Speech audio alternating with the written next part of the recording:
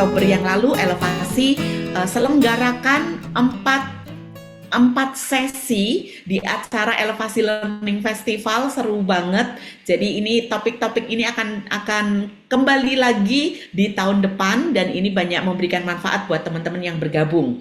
Nah, Bapak Ibu, Elevasi punya acara bulanan. Jadi kalau tadi Elevasi Learning Festival di bulan Oktober setiap minggu ada. Nah, kalau Elevasi Talk ini setiap bulan selalu ada di Kamis pertama.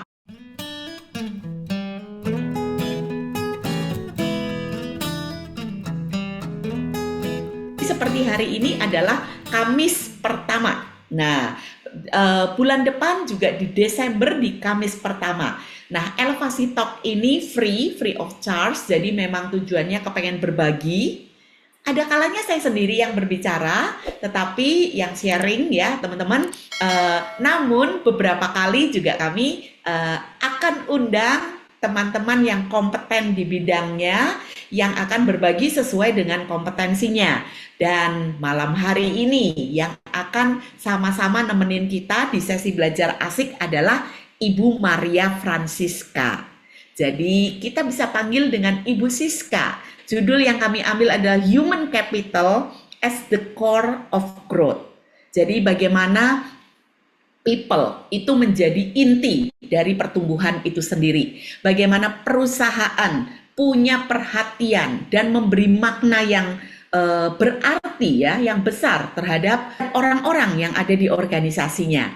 Nah, buat yang pertama kali bertemu, saya Giokni, Bapak Ibu yang baru pertama ketemu, saya co-founder dari Elevasi dan WTC, writer, trainer, coach, dan consultant. Lagi happy banget karena sebentar lagi saya dan 9 penulis lainnya. Jadi total ada 10 meta coach dan neurosemantics trainer yang launching buku judulnya Pagar. Wah, ini isinya bukan manual kerja membuat pagar, tapi tentang pagar-pagar mental yang bisa saja kita perlu miliki atau pagar-pagar mental yang tidak memberdayakan yang perlu kita review keberadaannya. Jangan-jangan selama ini menghambat.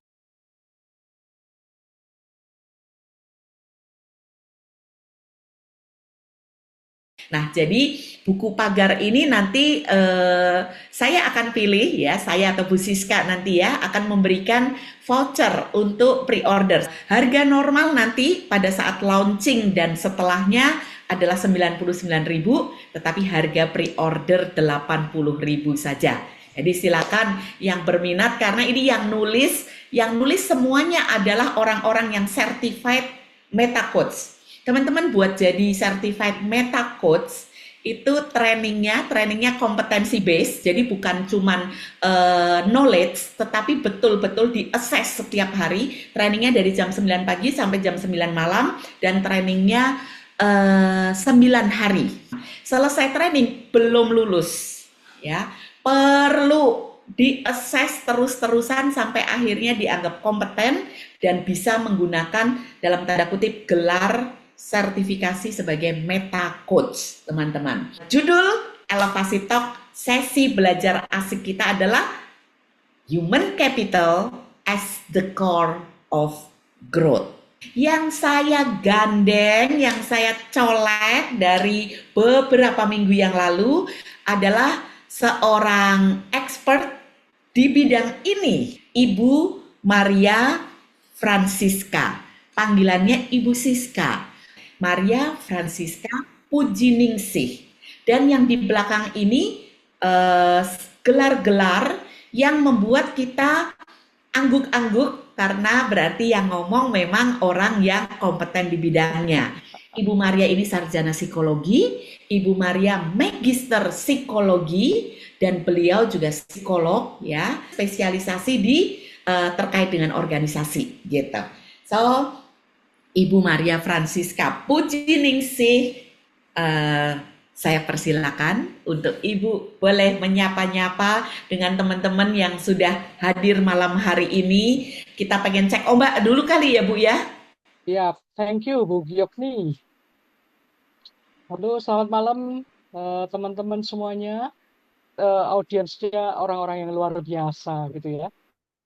Ya, hari ini tantangan yang luar biasa sebenarnya bagi saya ini karena audiensnya kan banyak ya, dari berbagai macam background gitu ya. Teman-teman yang di sini, Bapak Ibu, mungkin ada yang backgroundnya di human capital atau human resource department atau development mungkin. Adakah? Dari 20 teman-teman yang hadir di sini, adakah yang aktivitas atau peran Anda sehari-hari itu menjalankan peran, oke lah saya sebut judul yang bisa berbeda-beda ya, Hmm. kepersonaliaan, ngurusin orang, ngurusin SDM, atau ada perusahaan yang menyebutnya dengan HRD, HCM, Human Capital Management, HC, atau sekarang perusahaan-perusahaan startup menyebutnya sebagai People and Culture. Wah, banyak banget tuh nama-namanya berbeda-beda. Kalau ada, Ibu Ibu Dian Kairunisa. Wah, Ibu Dian angkat tangan, thank you Bu. Jadi ada Oh ya, satu, thank apakah you. dengan kata lain, yang lain Anda tidak ada di bidang itu? Bu, nggak ada judulnya, tapi ya ngurusin orang nih. termasuk termasuk mendevelop orang yang agak ragu-ragu. Saya nggak punya judul nama unitnya, tetapi sebenarnya saya ngurusin orang. Ibu Linda kepala kantor cabang utama, Bapak Ibu BCA, ya sudah pasti Oh, ngurusin orang itu ya. iya. Oke. Walaupun dibantu ada yang spesialis handle gitu, atau juga menginduk ke kantor pusatnya BCA yang punya HCM. Di sini ada Romo, Bu Siska. Mm-mm. Romo Aris, tugas saya ngurusin anak orang. Pada low profile juga loh. Ada loh Iya. padahal yang sebenarnya ngurusin. ah, Bu Nah Siska, ini ada Bu Ibu Diana. Diana. Heeh. Hmm, Saya guru yang mengurus perkembangan kompetensi ya. Wah, keren ini. kompetensi guru, Bu Siska. Mm-mm. Ya, ya mirip-mirip ini pasti Bu Yopni. Heeh. Mirip. Sangat relevan. Mirip. Betul. Ibu Diana Aryani lama nggak ketemu. Senang saya. Baik, jadi saya ada sedikit slide ini ya. Mungkin saya langsung aja ya Bu Yopni ya. Ya, Gitu ya. silakan. Oh, Tetap relevan untuk both, untuk karyawan iya, untuk supervisor, manager, SDM juga relevan. Nanti bahkan Bapak Ibu bisa konsultasi, bisa ngobrol ya, mumpung ada Bu Siska. Mari, ya. silakan Bu Siska. Oke, thank you Bu Yopni.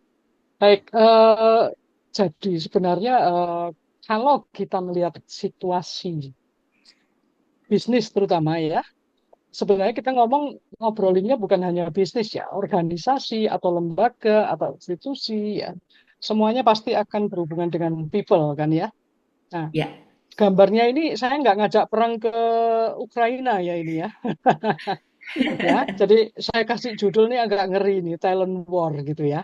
Ya, jadi sebenarnya kalau Hmm.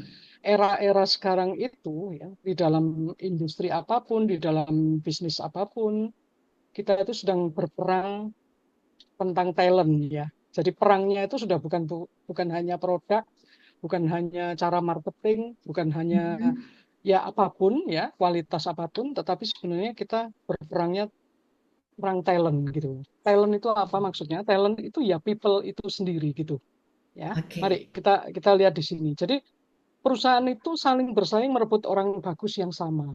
Dalam praktek pekerjaan saya sebagai konsultan, ya, itu sering saya apa istilahnya klien-klien saya itu mengeluh, cari orang kok susah ya. Mungkin Bapak Ibu pernah mengalami juga ya, mungkin ya, mendidik orang tahu-tahu hilang gitu ya. Kemudian cari orang kelihatannya bagus, tapi ternyata kok ya nggak bagus gitu ya. Ya, kelihatannya pinter, minta gajinya gede, tapi ternyata kinerjanya jelek gitu ya. Itu Aha. itu banyak orang yang zong dengan orang gitu ya. Nah, bahkan perusahaan itu melakukan apapun yang bisa dilakukan untuk benar-benar merangkul orang-orang terbaik yang tersedia. Bahkan ada salah satu klien saya nih ngalamin ya, mereka booking dulu. Orang belum keluar udah di booking, saya kasih gajimu 2 bulan gitu ya. Pak bayar Hmm. dulu gitu ya. Supaya dia mau Hmm. join gitu. Saking kepinginnya dia hire orang itu. Nah, tentunya itu orang-orang yang dianggap orang yang berkualitas. Walaupun Oke. ya kadang-kadang bisa nggak match juga gitu ya. Nah, Ya. peperangan sesungguhnya memang sudah bukan di tingkat pasar seperti tadi saya sampaikan ya. Jadi bukan level produk, bukan level proses, bukan level aplikasi teknologi lagi ya. Tapi di Hmm. levelnya adalah talent atau talenta gitu. Ya. Nah, mari kita lihat ini beberapa kalimat di sini ini saya rasa hal yang bagus untuk kita simak apapun bidang kita ya. Mhm. Mengelola orang-orang terbaik di perusahaan itu adalah kunci memenangkan persaingan masa depan. Peperangan yang sesungguhnya antara satu organisasi dan organisasi yang lain bukan terletak pada produk, proses, dan teknologi. Ini tadi menguatkan apa yang saya sampaikan ya. Peperangan sesungguhnya adalah pada kualitas SDM antara satu organisasi dan organisasi yang lain. Ya. Nah, perusahaan yang eksis, berkembang, dan maju selalu menginvestasikan biaya untuk mengelola SDM dengan baik, agar SDM-nya bisa menjadi aset paling berharga dalam bisnisnya. Inilah human capital yang sesungguhnya, bukan sekedar nama departemen. Jadi kalau Ya. kalau saya boleh agak agak apa ya istilahnya minir ya sebenarnya ya, maaf maaf ini ya. Kadang ada title-nya human capital manager gitu ya. Tapi Mhm. kerjaannya apa? Belum tentu dia betul-betul sebagai human capital manager gitu. Karena apa? Pemahamannya belum pas gitu ya. Jadi human capital itu seperti apa ya? Mari kita kita pahami di malam ini gitu ya. Karena ini pasti akan sangat bermanfaat ya buat kita semua gitu ya. Nah, intinya itu adalah bisnis ya, itu is people gitu. Jadi sebenarnya bisnis itu akan berjalan kalau people-nya ada gitu ya. Kita lihat ya, mungkin mungkin di hari-hari terakhir ya sekarang ini ya, kita banyak melihat perusahaan-perusahaan besar yang juga ternyata tidak tahan juga ya dengan situasi ini ya. Nah, itu kebanyakan adalah di masalah people-nya ya, itu. Jadi banyak nama-nama besar yang ternyata juga harus ya gulung tikar bahkan ya. Kemudian ada yang harus downsizing dan segala macam ya. Itu pasti pengelolaan people-nya juga perlu pembenahan ya. Selain memang gelombang ekonomi ini rada susah sekarang ini. Kan mungkin sangat susah ya kalau sekarang ini ya. Orang berbisnis semuanya mengeluh gitu ya. Nah, people itu sebenarnya menjadi pilar utama ya. Karena kalau dalam gambar ini ya, saya coba kita lihat di sini ya, people itu ditaruh di bawah itu maksudnya adalah karena ini adalah basic fundament ya, di mana ada divisi-divisi lain ya, misalnya marketing, sales ya, production atau operation, finance ya, kemudian mekanik, utility support dan sebagainya ya. Mungkin ada gudang logistik ya. Ini semuanya tetap akan berlandaskan pada people ya. Apapun kegiatannya, people is number one. Company itu akan growth ya ketika people-nya bagus.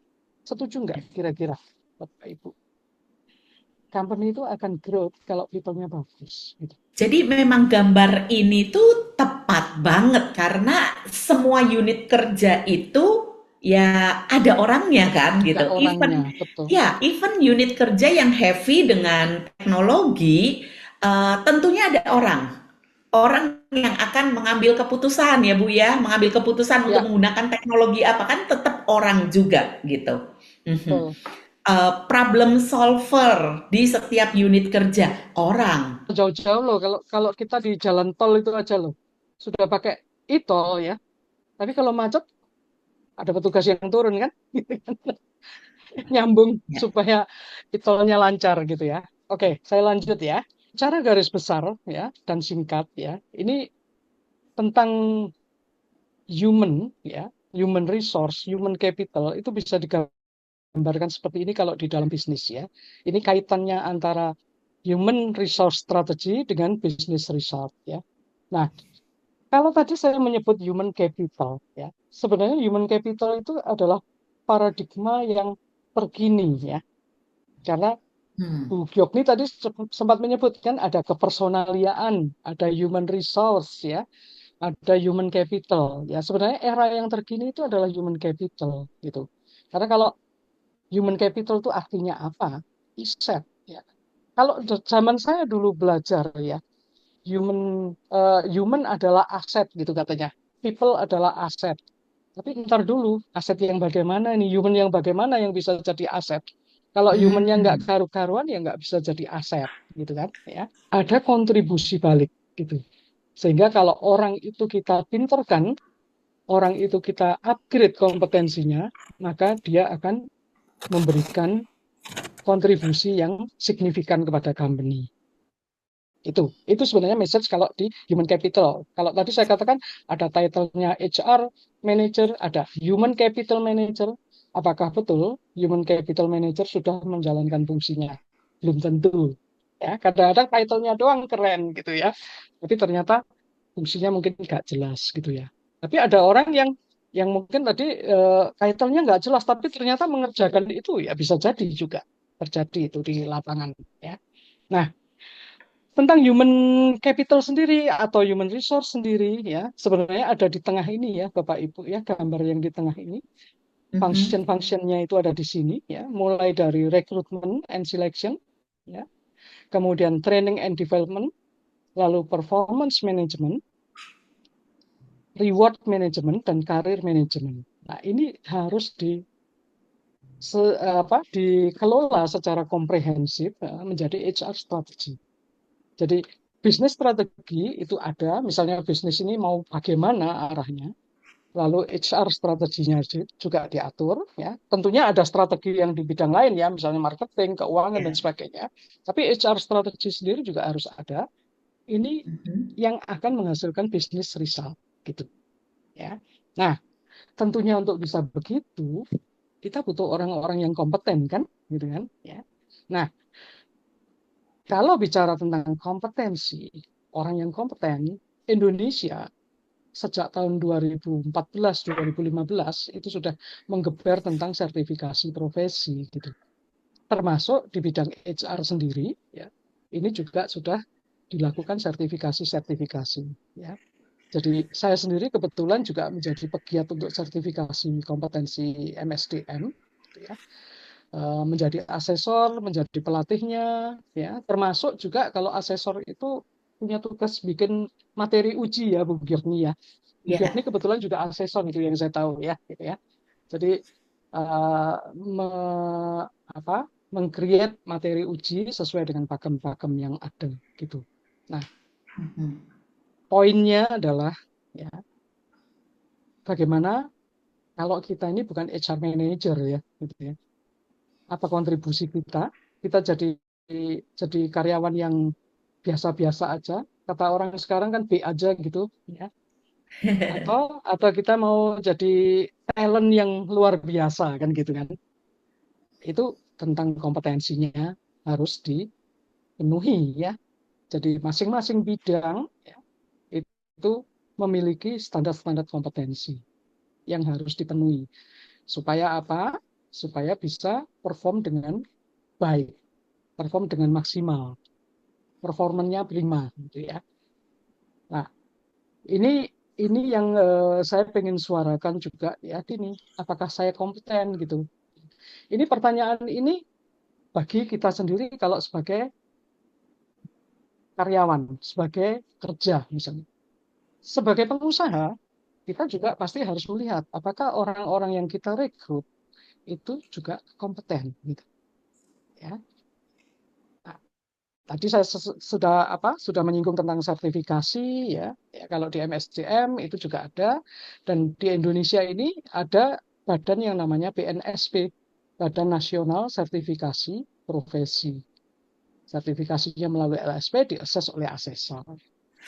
Jadi Bapak Ibu kalau kembali kepada kegiatan kita sehari-hari, kita kan tidak terlepas dari pekerjaan ya. apapun fungsi kita sebagai pengusaha, sebagai pekerja, ya, sebagai pengajar, mungkin ya, pertanyaannya apakah saya kompeten gitu, ya. Jadi ini saya rasa yang perlu kita ketahui. Nah, ini saya tampilkan juga ya contoh kalau kompetensi di bidang MSDM. Salah satu ya. Jadi kalau kalau kita bicara tentang sertifikasi, itu kita biasanya akan ada yang namanya skema. Nah, skema ini salah satunya adalah skema manajer SDM kalau di MSDM. Di sini ini ada berbagai unit kompetensi. Artinya apa? Kalau manajer SDM itu standar nasionalnya harus menguasai 24 unit kompetensi. Ini biasanya memang di masing-masing LSP bisa berbeda ya, tetapi tetap ada aturan baku sih di sini. Jadi aturan pengemasannya ada aturan bakunya, tapi bisa saja unitnya tidak sejumlah ini ya, tergantung LSP-nya dan tergantung ketika mengajukan lisensi ke BNSP-nya. Gitu. Nah ini contohnya ya, kita lihat ini. Ya, saya tidak akan membaca detailnya. Contoh ini Mhm. misalnya menyusun uraian jabatan. Gitu. Nah seorang HR manager itu harus mampu menyusun uraian jabatan. Ya. Kenapa kok begitu? Karena kalau perusahaan itu karyawannya tidak mempunyai uraian jabatan, pasti akan carut marut. Si A mengerjakan pekerjaan si B bisa mengerjakan pekerjaan si C, gitu ya. Contohnya begitu.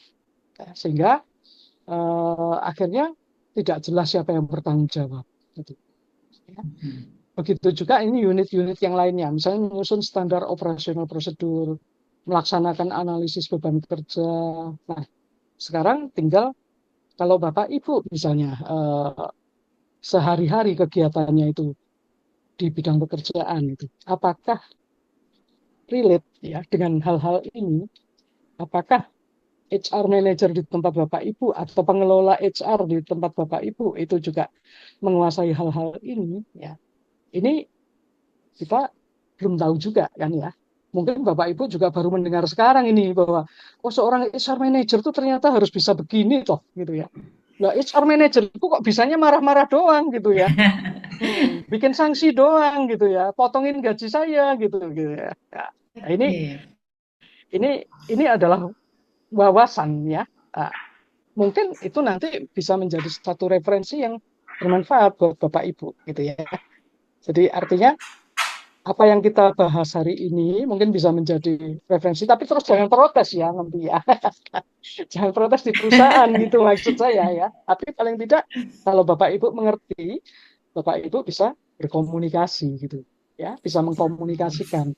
Eh, supaya saya ini bisa berkontribusi bagus, ternyata HR manager saya itu harusnya bisa melakukan ini. Ah, mungkin bisa menjadi satu usulan ya dari Bapak Yes. Ibu kalau sebagai pekerja gitu ya kepada manajemen misalnya, oh mungkin sebaiknya begini loh. Bukan berarti menggurui gitu ya, tetapi kan secara proaktif itu bisa bisa lebih lebih enak lah nyampainya gitu. Saya itu akan bagus loh kalau kalau misalnya saya itu dihitungnya itu dengan cara yang tepat gitu misalnya atau analisa beban kerja saya itu dihitung misalnya ya saya ini overload atau enggak gitu ya karena kalau dari praktek-praktek yang saya lakukan dalam consulting ya ini analisa beban kerja itu juga ini contoh ya Bu Fyokni ya saya sampaikan analisa beban kerja itu sangat penting gitu karena orang itu biasanya merasa saya kurang orang gitu ya kerjanya nggak beres saya kurang orang. Tapi ternyata setelah saya masuk analisis ya, itu nggak kurang orang. Cara kerjanya yang nggak tepat aja gitu. Dan dan tidak tidak didata dengan benar, tidak didokumentasikan dengan benar gitu ya. Kemudian misalnya begini, perusahaan melakukan training, ini di training kok nggak pinter-pinter ya gitu ya. Kok kok nggak bantuin perusahaan juga gitu ya. Nah, betul nggak Bu Biokni? Banyak ya pasti Ya. suara begitu ya. Training ngapain mahal-mahal panggil Bu Biokni gitu ya. Panggil Siska gitu untuk training gitu ya. Tapi kok kok nggak berdampak sih gitu ya misalnya. Nah, itu biasanya karena tidak menguasai tentang training need analysis gitu. Lah itu ada di dalam salah satu unit kompetensi di sini ini ya. Jadi total total untuk unit kompetensi kalau di MSDM ya ini saya tuliskan di Capman-nya ini ya, diatur di Capman ini 149 tahun 2020 ini kan. Ya. Ada 61 unit sebenarnya. Jadi 24 itu hanya kalau di manajer SDM saja gitu ya. Nanti yang lain ada di staff SDM, di supervisor SDM, di manajer talenta dan sebagainya. Gitu. Jadi teman-teman ini tadi ketika slide ini muncul, mungkin langsung gini ya, apa ini? Tabel, sebegitu rigidnya gitu kan. Nah, actually begini, awalnya ketika saya mulai ngobrol sama Bu Siska kan saya beberapa kali melihat Bu Siska punya punya kesibukan cukup sering juga mensertifikasi manajer SDM, direktur SDM. Lalu kemudian karena memang saya juga dealing with PNSP juga ya, saya berpikir sebenarnya ketika sebuah jabatan itu kemudian dipretelin area-area yang perlu disertifikasi kompetensinya, artinya peran di bidang itu krusial sampai perlu disertified kompetensinya. Nah, kalau itu krusial, artinya orang yang pegang jabatan itu, yaitu si manajer SDM, ya dia perlu bisa berperan seperti peran jabatannya. Nah, di sisi lain, apa yang dilakukan oleh manajer SDM ini pasti ada hubungannya dengan orang-orang di organisasi, di perusahaan. Contoh, kalau tadi Bu Siska menayangkan yang tentang strategi tadi ya, jadi ada Ya, business strategi, lalu kemudian HR strategi, dan di sana ada recruitment and selection. Berarti kan orang HR perlu melakukan peran untuk merekrut orang, untuk menyeleksi orang, untuk nanti siapa yang mau dipromosi gitu kan. Nah, ya, berarti kalau teman-teman di sini bukan manajer SDM, Anda sasaran-sasaran yang akan direkrut atau yang akan diseleksi masuk ke talent betul. pool, gitu kan. Nah, artinya Anda tahu, oh, kalau SDM-ku berperan dengan benar, kerjaku bagus, aku tuh bisa kesaring nih di salah satu peran mereka yang terkait dengan recruitment and selection, gitu. Ya, lalu juga, mereka juga perlu memikirkan pengembangan buat karyawan, training and development. Setahu saya surveinya Gallup, salah satu tim engagement yang menjadi pemicu adalah ketika karyawan di-develop di perusahaan gitu. Itu Yes. membuat Ya, apa orang jadi engage sama perusahaan karena dipikirin pengembangan ya, dirinya. betul, betul. Nah, artinya teman-teman di sini, kalaupun Anda bukan orang SDM, tapi Anda adalah karyawan, Anda bisa mulai ngeliat, aku punya peran ini di kantor, dan aku perlu belajar ini. Nah, diobrolin sama manajer SDM-nya. Karena sebenarnya salah satu peran mereka adalah mikirin training and development, gitu. Nah, sehingga kayaknya biar teman-teman mulai ini lagi nih, connect gitu ya dengan materi malam hari ini. Eh, Kalau Anda adalah employee, Anda bagian dari organisasi, di area mana yang Anda merasa bahwa ini loh, yang saya masih perlu mendapatkan nilai tambah dari manajer SDM saya. Misalnya ya, oh sudah 5 tahun loh nggak pernah ada Mhm. program-program pengembangan. Nah, jadi kita bisa melihat nih, oh teman-teman ada yang menyuarakan terkait training and development. Atau gini, wah saya di perusahaan ini sudah 7 tahun nggak pernah tuh ada penilaian kinerja. Jadi ya udah semua orang mendapatkan kenaikan gaji yang sama untuk semua orang. Ya, jadi bukan manajemen by objektif misalnya begitu. Mangga mungkin seperti itu ya Bu Siska, teman-teman bisa Ya, betul. menuliskannya di chat atau bisa juga permintaan, Bu di sini ada career management, boleh dieksplorasi sedikit kah tentang career management gitu. Nah, dengan senang hati Bu Siska pasti akan memaparkan. Siap, siap. Ibu Putri Pratiwi. Ibu Puput atau Bu Wiwi nih, Bu Siska. Iya, Jadi gimana? kualitas SDM perlu diseleksi sejak rekrutmen atau bisa kita kembangkan kualitasnya setelah bergabung dengan perusahaan. Bu Putri, Putri. Ya, Wah, hanya keren ini ya. Ya, esensinya ketika kita mengelola SDM, ya, mengelola people, dari awal kita memang harus menseleksi secara benar. Maka banyak metode-metode di dalam seleksi itu juga dikembang di sana. Sehingga kita harus mengetahui kompetensinya. Oh ya, sebelum saya lupa, kompetensi itu sebenarnya terdiri dari tiga hal ya. Knowledge, skill, dan attitude.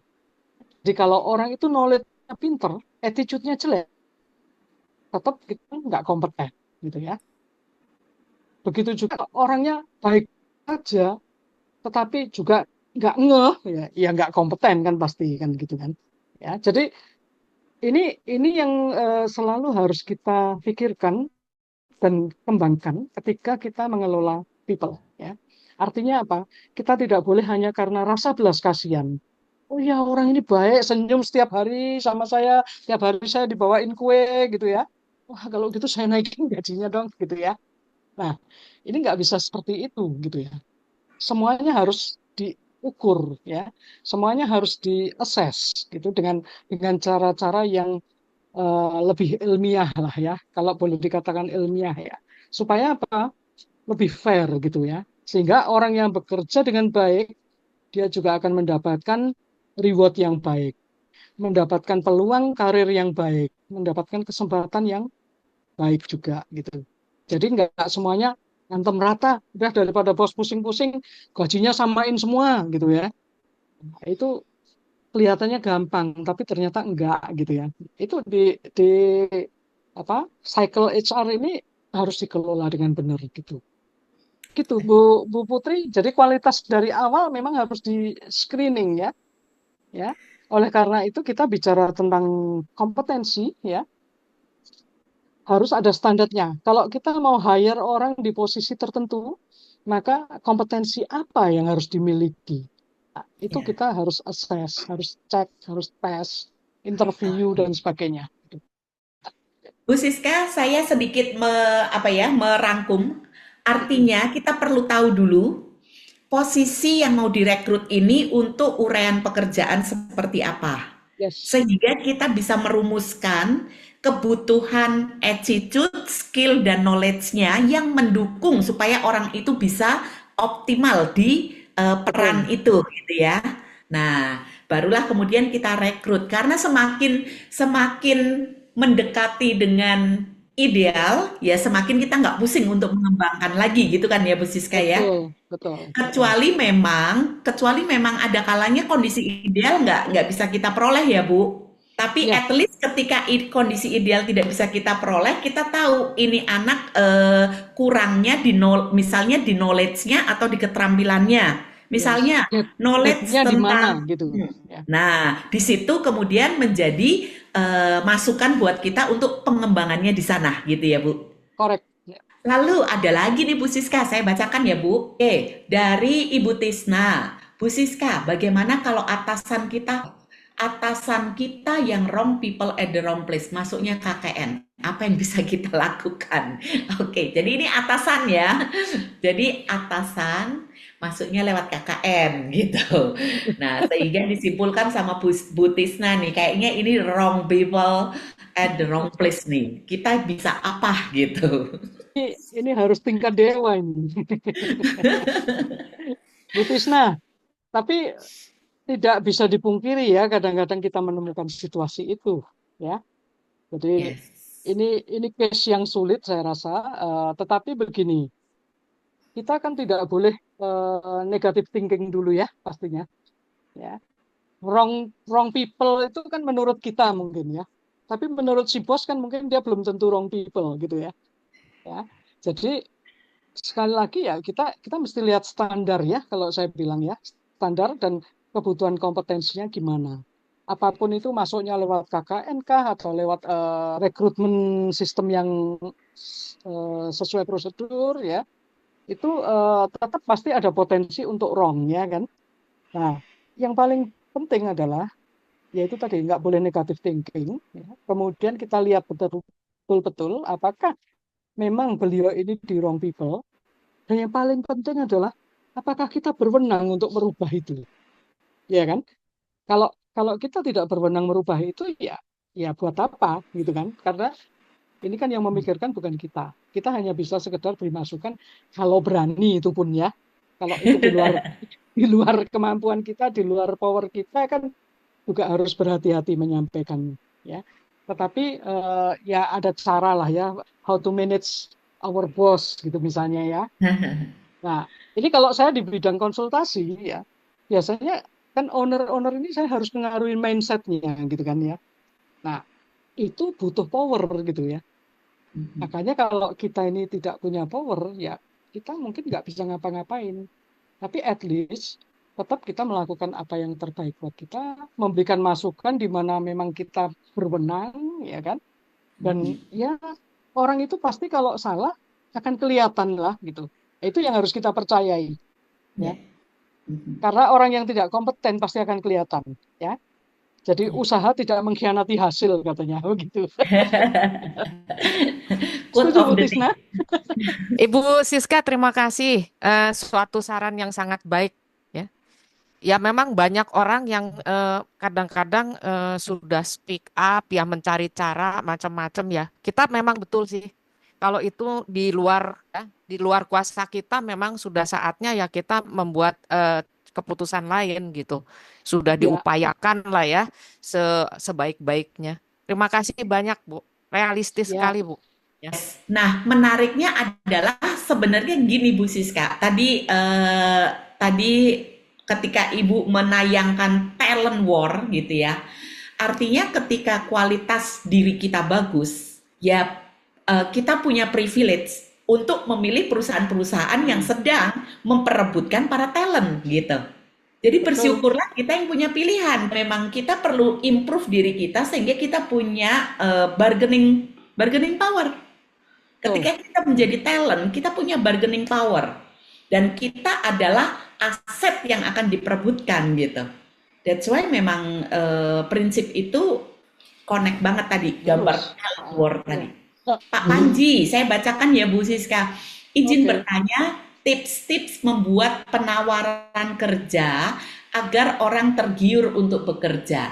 Sementara problemnya seringkali orang lebih tergiur bekerja pada perusahaan besar yang gajinya juga besar. Solusinya bagaimana? Apa saja yang perlu ditawarkan agar lebih memilih bekerja pada kita? Lalu kemudian izin bertanya juga bagaimana membuat pegawai agar tidak mudah resign. Wah, ini berarti tentang rekrut. Bagaimana membuat Engage. daya tarik gitu ya untuk masuk. Terus kalau yang sudah masuk bagaimana membuat mereka tidak resign ya. Jadi turnover tidak tinggi gitu ya Pak Panji ya. Oke. Oke. Jadi kalau penawaran kerja ya, saya rasa ya bagaimana kita bisa mendandani perusahaan kita itu supaya tampil seksi ya. Ya. Wah, Karena belum tentu perusahaan besar itu selalu menarik ya. Tergantung juga marketnya, ya kan? Artinya market tenaga kerja kita itu juga bermacam-macam orangnya. Kebutuhan orang untuk bekerja itu kan juga berbeda-beda, ya. Sebenarnya kalau kalau untuk membuat penawaran yang menarik, ya tergantung image company ya. Jadi image company itu akan juga berkembang brandnya seiring dengan operasional yang terjadi. Kemudian juga karyawan-karyawan yang ada di dalamnya itu juga akan bisa mewakili company kita. Ya, contoh misalnya, kalau kita melihat karyawan di suatu perusahaan itu kok pulangnya malam-malam lebih lemah lesu gitu ya. Seberapapun menariknya penawaran yang ada di sana, ya mungkin orang tidak akan ambil gitu-gitu. oke. Ya enggak? Bisa jadi begitu kan? Orang tergantung kebutuhannya. Kalau kebutuhannya memang dia mau lari dari rumah, dia mau bekerja sampai malam di kantor terus, workaholic, mungkin dia tertarik di sana gitu ya, nggak peduli orang lain, gua pokoknya gaji gede gitu ya, gua lonely di kantor nggak masalah gitu, mungkin bisa. Jadi sebenarnya ini tidak ada pakem yang sangat pas ya di situ ya, karena keunikan dari industri juga ada. Walaupun kalau secara teoritis memang perusahaan itu harus dibuat seksi ya, tapi match-nya itu tergantung ya. Ya. Satu contoh saya katakan begini. Saya sendiri saja misalnya. Kenapa sih saya kok memilih jadi konsultan? Kan ini pekerjaan PKWT sebenarnya konsultan itu. Perjanjian kerja waktu tertentu alias kontrak kan gitu kan. Bukan karyawan permanen kan gitu kan. Konsultan itu kan PKWT sebenarnya. Ada proyek kerja, nggak ada proyek ya nggak makan lah mungkin ya gitu ya. Tapi kenapa saya pilih itu gitu? Padahal dulu ketika saya berkarir di company kan ya kesejahteraan saya terjamin ya, gaji sudah bagus ya, level grade grade jobnya juga udah bagus, fasilitas sudah bagus ya, semuanya terjamin gitu. Pasti tiap tanggal berapa gajian kan gitu ya. Nah, kalau sebagai konsultan kan tergantung proyek kan gitu kan, nggak ada proyek ya nggak gajian kan kita gitu ya. Tapi itu kan ada seninya sendiri. Nah, lalu kenapa kok saya keluar? Ya, karena kebutuhan saya bukan itu. Kebutuhan saya ini kalau Bu Gyok ini kan sering sebut-sebut Maslow gitu ya. Ya, mungkin udah di eksistensi diri kan gitu ya. Ya, di level eksistensi diri. Kenapa? Karena sebagai konsultan saya bisa eksis gitu. Eksistensi diri saya sudah lebih kelihatan. Ini loh Siska, ini loh saya punya kemampuan. Inilah saya kalau dari talent war tadi mungkin saya bukan orang yang nyari-nyari pekerjaan ya. Ini maaf bukan untuk sombong gitu ya, tetapi kita yang di Uber gitu ya misalnya ya. Ya. Dan kebetulan memang di karir saya sebelumnya juga saya ngelamar itu mungkin cuma satu kali ya. Itu kalau tentang penawaran tadi ya. Jadi relatif sekali ya Pak Panji ya tadi yang tanya ya. Permasalahannya kan baru merintis ya. Ya itu yang pencari kerjanya kan sedikit apa? Kalau usahanya masih kecil kan nggak tertarik ya gitu. Baru rintisan gitu loh. Itu Hmm. solusinya bagaimana itu? Usahanya apa Pak Panji? Masih di bidang makanan sama pakaian, Bidang konveksi dan makanan sama pakaian. UMKM masih. Oh, UMKM ya. Ya, biasanya kalau tergantung posisi yang dicari juga ya Pak Panji ya. Kalau saya bilang ya. Jadi kalau kalau posisinya memang di level-level yang tinggi ya tentunya remunerasi itu menjadi satu pilihan utama biasanya. Hmm. Biasanya ya, makanya tergantung marketnya itu market tenaga kerja maksud saya itu siapa yang akan mengisi di posisi-posisi itu ya kan. Terus kalau misalnya di level-level yang ke sana ya ya pasti remunerasi masih menjadi pilihan utama ya. Kalau kalau apa level-level pelaksana itu kan biasanya usia-usia muda gitu ya. Nah, ini yang harus menjadikan perusahaan itu seksi gitu ya. Ini satu cerita ya Pak ya. Saya mengalami mendampingi satu perusahaan yang dulunya mereka itu merekrut orang susah gitu ya. Karena apa? Pekerjaannya juga pekerjaan-pekerjaan casual work ya, pekerjaan kasar ya, cor beton, ngecor beton gitu ya. Ketika saya masuk, saya susun sistem manajemen SDM-nya, kemudian Bobdesk dan segala macam, penilaian prestasi kerjanya sudah disusun, lalu kompetensi juga kita petakan, ya, sehingga mereka kalau dulunya mereka misalnya satu orang keluar, yang lain itu nggak bisa menggantikan karena tidak ada yang bisa pekerjaan itu. Mm-mm. Kemudian merekrut orang mereka susah sekali. Nah, dengan berjalannya waktu, mereka berani untuk membranding perusahaannya. Ya, salah satu contoh misalnya, ya kebetulan modalnya gede kalau yang ini ya. Ya, semoga ini nanti menginspirasi Pak Panji juga ya. Truknya, ya, walaupun cor beton, itu truknya selalu warna putih. Ya, truk trailer untuk mengangkut hasil produksinya itu warnanya putih dan selalu bersih. Nah, bayangin perusahaan beton truknya bersih. Gitu. Biasanya kan belepotan gitu ya. Itu Hmm. bersih dan selalu kelihatan oh putih loh kok warna putih yang dipilih biasanya orang kan pilih yang gelap supaya kalau kotor nggak kelihatan ini justru brandnya bahwa mereka menjalankan hal-hal yang baik gitu kan. Kemudian makin lama makin makin besarlah company ini dan brandnya makin kuat sehingga ketika mereka mencari pekerja itu lebih gampang. Sekarang kalau Hmm. kalau orang melamar yang di level-level worker itu tadi bertumpuk-tumpuk Pak, malah ngantri dipanggil gitu ya. Gitu ya. Sebenarnya mereka perusahaan gede tetapi tidak tahu bagaimana memanage people ya pada saat itu karena tidak ada divisi people development, tidak ada divisi HRD gitu ya. Hanya Ya, staff yang tadi disuruh-suruh absen aja kayak gitu ya. Terus semprit-semprit kalau nggak pakai helm safety kayak gitu ya. Nah, tapi akhirnya ya, setelah itu dirombak kita susun gitu. Nah, itu menjadi kemenarikan ternyata. ya. Dan kabar baiknya lucu ini. Pokoknya kalau cari calon mantu yang bekerja di situ pasti jaminan gitu kan. Hmm. Kalau warga sekitar. Itu salah satu contoh Pak Panji ya. Bu Siska sama Pak Panji dan teman-teman semua, saya ke-trigger nih untuk berkomentar ketika Bu Siska tadi bilang, lah buat ngerekrut orang, lah kok yang diberesin pemilihan truk gitu ya, pemilihan truk warnanya dan kebersihannya gitu. Dan ternyata ini terkait dengan image-nya perusahaan Tuh. supaya membuat. Artinya bukan soal nempelannya flyernya itu, tetapi artinya butuh pembenahan secara komprehensif. Nah, Betul. disinilah saya langsung connect the dot, Bu Siska, bahwa seorang HC manager atau HR manager itu perlu punya leadership, perlu punya kemampuan untuk influence, perlu punya kemampuan communication yang bagus untuk dia bisa ngobrol ke peersnya dia, ke unit kerja lain, ke atasan untuk ngomong, ayo kita sama-sama benahin perusahaan kita, nanti itu berdampak juga ke rekrutmen, karena orang jadi, wih keren ya kerja di situ. Kerja di Betul. konveksinya Pak Panji, kerja di Ya, makanan tadi, usahanya Pak UMKM. Panji itu ternyata keren loh gitu. Jadi bagaimana bikin keren, mendandani. Saya jadi inget ini apa sebuah analogi. Jadi daripada kita capek-capek lari nangkep kupu-kupu, dandanin taman bunga kita. Kupu-kupu akan Kupu-kupunya datang ke datang. taman Ya, bunga kita. betul. Taman bunga kita.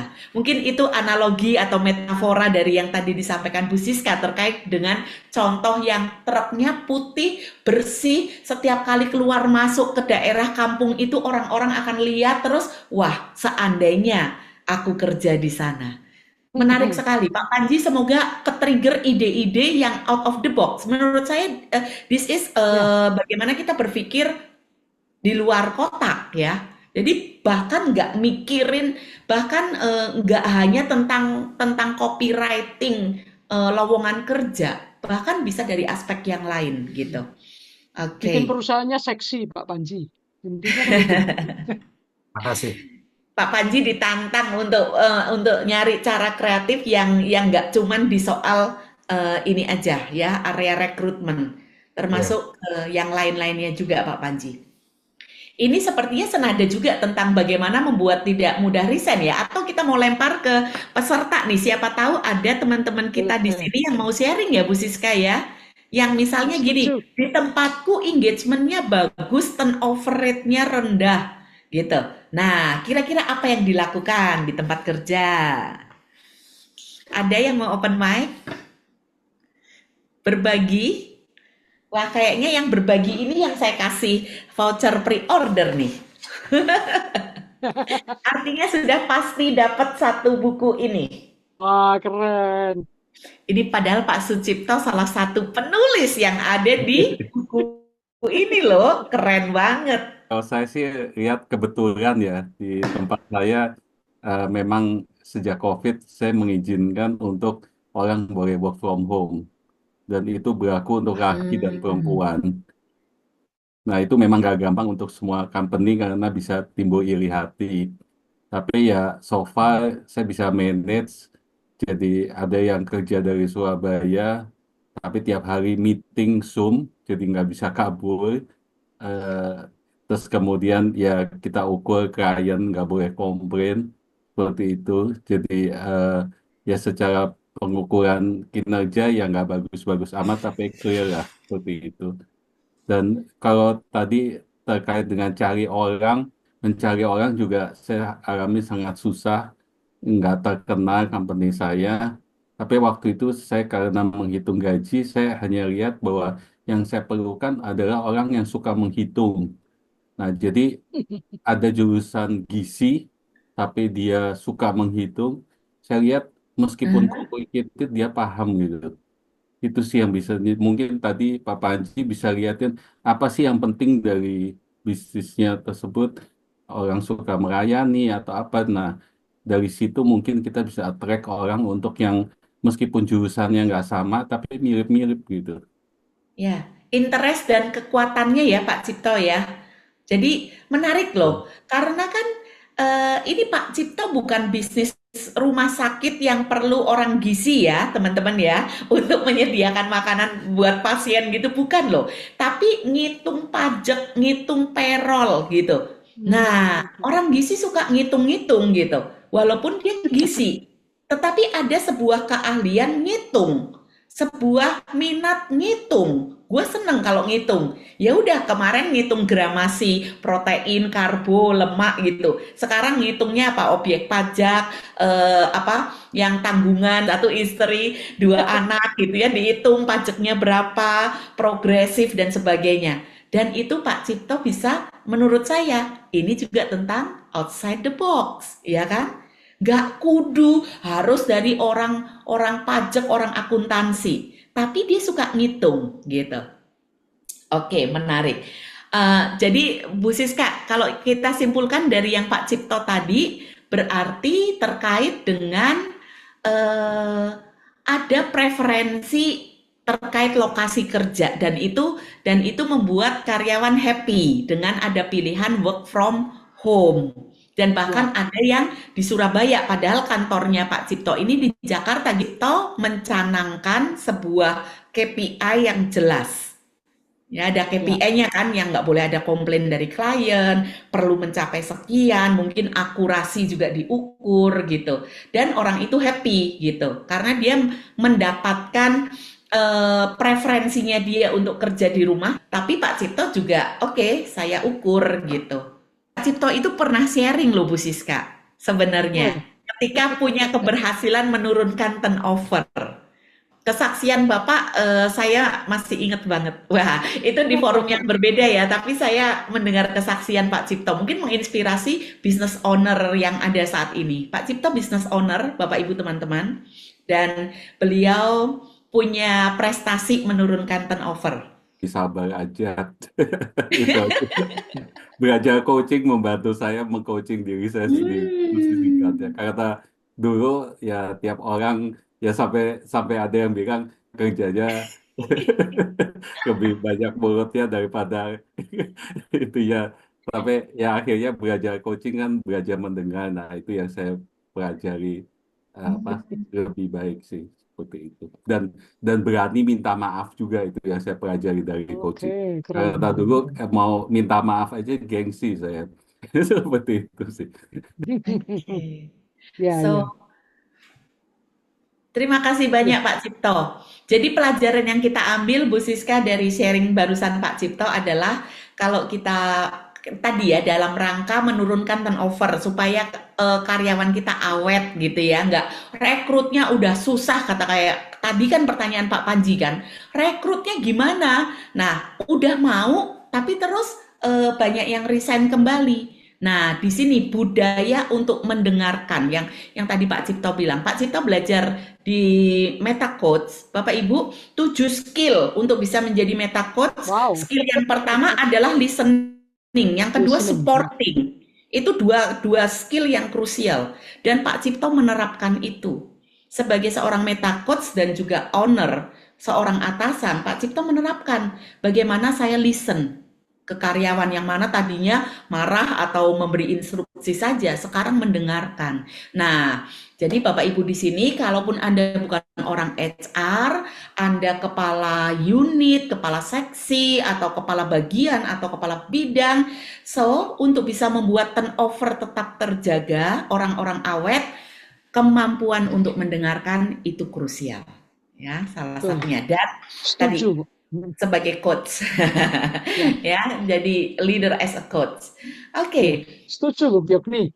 Kalau yang seperti itu tadi, artinya kan kita meningkatkan engagement kan, berarti kan. Jadi dengan cara tarik ulur ya, karena supervisi pekerjaan itu ya pasti ada nggak enaknya kan ya, gitu ya. ya, Pasti ada rasanya kita itu mau marah itu pasti ada gitu ya. Tapi memang engagement itu harus dibangun gitu. Ya, listening itu bagus gitu. Ya. Siska, dari Erdonis F1, Bu Siska izin tanya, di talent pool, teman-teman yang bukan di dunia HR, talent pool itu adalah penampungan program karyawan potensial ya. Di talent pool atau IDP, IDP itu Individual Development Plan, Ya. semoga saya betul ya Pak Erdonis ya. Kan ada capacity and capability. Sementara capacity itu kan given, kapasitas ya, itu given. Bagaimana kalau dari standar technical kompetensi perusahaan mereka nggak mungkin ditingkatkan? Jadi maaf ini saya perjelas dulu pertanyaannya. Jadi artinya yang tidak bisa ditingkatkan itu kapasitinya ya. Betul, Ibu Siska, yang Ya, sulit kita upgrade adalah capacity dari employee-nya. Karena oke.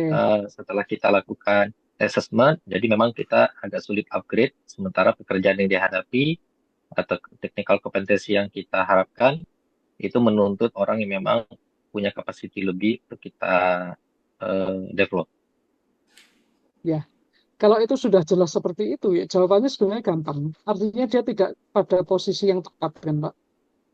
Jadi yang harus dilakukan ya tentunya harus kita pikirkan apakah orang ini akan tetap bisa kita pakai, adakah posisi yang cocok untuk yang bersangkutan, atau kalau enggak ya terpaksa ya harus ditempuh jalan yang lain kan. Artinya mungkin tidak ada tempat lagi karena kan hal-hal begini ini kan bisa saja terjadi ya ketika zaman itu berubah ya. Ada orang yang juga tidak bisa berubah kan, gitu kan. Oke, Artinya apalagi kalau sekarang era teknologi digital ya, seperti ini, ada orang yang tetap bangga dengan gapteknya, gitu ya. Ada orang yang ya, tetap bangga, ya saya susah kalau begitu-begitu, minta diasisteni, ya kan nggak efisien tuh buat perusahaan kan, gitu ya. ya, Nah, tapi dia mungkin ada kelebihan di bidang yang lain. Nah, kita coba cari tempat. Tapi pesan saya jangan mencarikan tempat kalau memang tempatnya nggak ada, gitu ya. Jadi dalam penataan manpower, ya, itu kita harus lihat bahwa memang posisi itu dibutuhkan, gitu ya. Jadi kalau balik lagi ke dalam uraian jabatan, job description itu selalu akan yang nomor satu adalah tujuan jabatan itu apa, gitu ya. Jadi ada jabatan, jangan diada-adain gitu ya. Karena ini ada orangnya, nggak ada tempatnya, ya udah dah taruh situ gitu. dibikinin Nah, kotak. itu nanti bikin problem tuh nanti ya. Ya, Tetapi ya, kita ya, harus jelas ya kalau memang dia tidak bisa dikembangkan ya so what? Ya kita harus say goodbye maybe ya gitu ya. Kecuali ada tempat yang bisa menampung yang bersangkutan. Ya memang nurani agak susah gitu ya. Tapi kita tetap PHK itu kan pilihan terakhir ya kan? PHK itu pilihan terakhir. Tapi kalau PHK yang begini kan pasti bukan karena dia jelek kan. Mungkin karena dia memang kapasitinya udah terbatas gitu kan. Ya dia mentok di situlah gitu ya. Nah, kalau mentoknya ini tidak tidak membantu perusahaan menjadi lebih baik ya harus dipikirkan kan. Kecuali dia berusaha ya dan berhasil untuk menjadi kapasitinya ditingkatkan gitu ya. Tuh. Nah, tapi kalau sudah mentok ya agak susah. Ya berarti stuck di situ aja kan gitu karirnya kan. Minimal stuck kalau masih ada ya tempatnya. Gitu ya. Begitu Pak Erdonis. Terjawab? Terima kasih banyak Ibu Siska, Bu Giok nih, bagus sekali. silakan Pak. Tapi terkait hal yang berhubungan dengan retention program sama turnover yang mungkin tinggi di masing-masing perusahaan, Bu Giokni. Ya, Turnover yang tinggi itu memang di setiap perusahaan bisa berbeda-beda, ya, berapa persen, dari 1, 2, 3%. Dan itu memang tertrigger dari berbagai macam reasons ya. Ada yang memang nggak nyaman bekerja dengan risiko tinggi, jauh dari keluarga, atau mungkin karena tekanan target, atasan yang leadershipnya nggak capable dan lain-lain. Jadi ya, salah satu cara yang memang efektif adalah pada saat IDP atau performance management di akhir tahun, performance evaluation itu kita melakukan coaching. Ini sebetulnya ahlinya Bu Giokni ya. Ahli coaching di situ kita bisa menggali, probing, apa sih harapan mereka untuk ya, terus ke depan sehingga kita tahu orientasi. Jadi orientasi setiap orang bisa berbeda-beda. Kalau orang yang baru fresh graduate lulus dari satu perusahaan kan memang mereka ingin dapat kerja. 1 tahun 2 tahun mereka merasa sudah ada posisi dan mereka ingin di-develop. Karena development itu menjadi kawasan dari muka buat anak-anak milenial dan itu mereka seperti haus ya dengan training dan lain-lain. Tapi setelah ya, di-develop mereka lebih confident dan ingin punya karir. ya, Kalau punya karir, Ya. karirnya udah naik-naik terus dan mereka berpikir nggak bisa compete lagi atau atasannya mungkin udah nggak bisa digantikan karena multinational company dan memang harus ekspatriat, orientasinya berubah, mereka ingin dapat income yang lebih dan experience atau portfolio, akhirnya mereka pindah. Nah, dari orientasi yang berbeda-beda ini berjalan dengan umur, biasanya pada saat coaching itu kita tahu mereka sebetulnya kebutuhannya apa. Jadi retention program itu udah ngomongnya udah nggak lagi corporate level atau department level, kita udah ngomonginnya individu per individu. Ada orang yang bilang, saya sih orientasi saya anak, sehingga kita dia mungkin pingin life balance. Tapi ada yang Ya. bilang, saya sih semuanya udah dapet, tapi saya pingin dapat beasiswa sekolah lagi. Jadi ya, kebutuhan itu yang kita serap sehingga kita tahu mereka kebutuhannya apa, sehingga orang per orang bisa treatmentnya berbeda-beda. Kita pingin mereka hire to retire, kebutuhannya kita penuhi, dari rekrutmen sampai mereka pensiun. Mereka bertahan di perusahaan kita karena dalam perjalanannya semua yang mereka inginkan itu mereka dapat. Jadi awalnya salary, jabatan, development, mereka ingin dapat car allowance, housing allowance, beasiswa, itu semua kita ketahui dari proses coaching itu. Jadi setiap orang bisa berbeda-beda dan kita bisa pertahankan mereka stay di perusahaan kita selama mungkin dan semua kebutuhan mereka tercapai. Mungkin itu tambahan sedikit, mohon izin Ibu Yokni dan Bu Sika. Mantap. That's why di company, apalagi perusahaan yang sangat besar, di mana human capitalnya nggak mungkin dia sendiri yang turun ke setiap individu karyawan. Oleh karena itu suka ada slogan ya Bu Siska bahwa setiap manajer adalah manajer SDM. Yes. Jadi Iya, betul. termasuk mereka mengcoaching dan menampung aspirasi gitu. Sehingga akhirnya setiap karyawan itu mendapatkan apa yang menurut mereka penting gitu. Tidak sama rata untuk semuanya.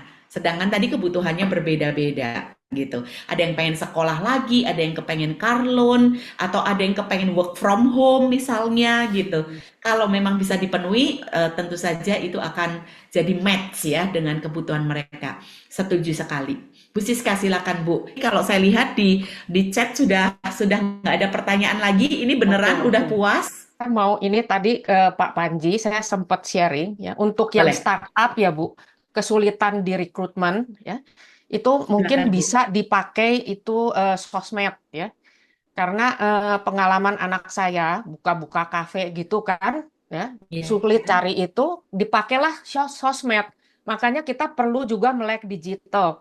Tapi untuk yang tidak melek digital bisa pakai jasa content creator dan lain-lain. Di sosmed itu misalnya IG, kita bisa membuat company profile kita, bisa pakai reel, bisa pakai flyer, Ya, ya. setuju. Kemudian kok captionnya dibuat yang menarik, ya, yang nendang. Tentu anak-anak muda itu akan lebih ketarik dengan yang seperti itu, kekinian. Jadi tidak pasang poster, pasang apa gitu, ya, pakai sosmed aja. Demikian. Yes. Pak Panji dapat masukan tambahan dari Bu Tisna. Oke. Sepertinya saya akan membagi 2 buku untuk Bu Tisna dan Pak Erdonis tadi. Yes, Bapak Ibu, silakan Bu Siska, Bu. Oke, baik. Terima kasih banyak ini Bu Gyokni, teman-teman semuanya juga ya. Semoga pertemuan kita malam ini, diskusi kita malam ini membawa manfaat yang banyak ya. Yang penting highlight bahwa people ya itu sebagai core dari growth of company ya, sebagai aset itu kita harus kelola dengan betul-betul dan dengan serius ya. Apapun industri kita, mulai industri yang kecil ataupun yang besar ya, terutama kalau yang besar itu harus hati-hati sekali ya. Dan banyak faktor, banyak hal ya. Tadi kita juga mendengar dari teman-teman yang lain, sharingnya juga luar biasa ya.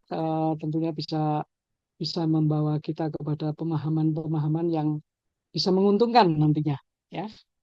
Jadi human capital artinya kita lihat orang kita ya, kita pinterkan mereka, kita optimalkan kompetensi mereka supaya mereka punya kontribusi yang lebih di industri kita atau di perusahaan kita.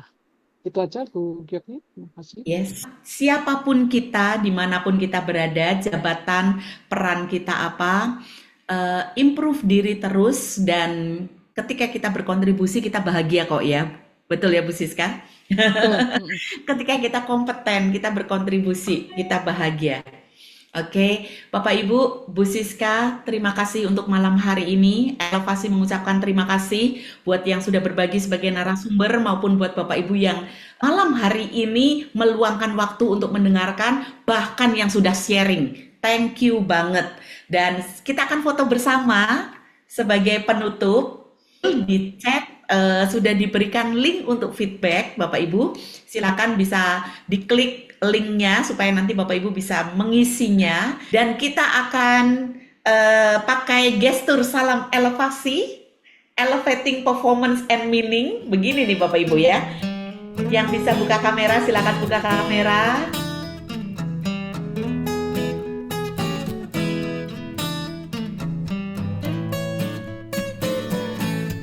Oke. Yes, selamat malam.